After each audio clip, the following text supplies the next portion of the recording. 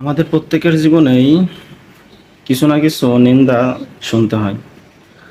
আর তেমনি প্রত্যেকটা মানুষের জীবনেই আমরা বলতে পারি যে নিন্দুক আছে। কিন্তু সেই নিন্দুককে আমাদের কখনো ঘৃণা করা উচিত নয়। কারণ সেই নিন্দুকেরাই আমাদের সঠিক পথটা দেখায় দেয়। আমাদের জীবনের কোথায় দুর্বলতা আছে, কোথায় ভুল আছে, কোন কাজটা আমরা ভুল করছি, সেটা সেই নিন্দুকেরা আমাদের চোখে আঙুল দিয়ে দেখিয়ে দেয়। কিন্তু পক্ষান্তরে আমাদের আশেপাশে থাকা যে সকল আমরা বন্ধু বলি, ফ্রেন্ড বলি, তারা অনেক সময় সেগুলো আমাদের দেখায় না। কিন্তু সেই নিন্দুকেরাই আমাদের অগোচরে বন্ধুর মতো উপকার করে যায়।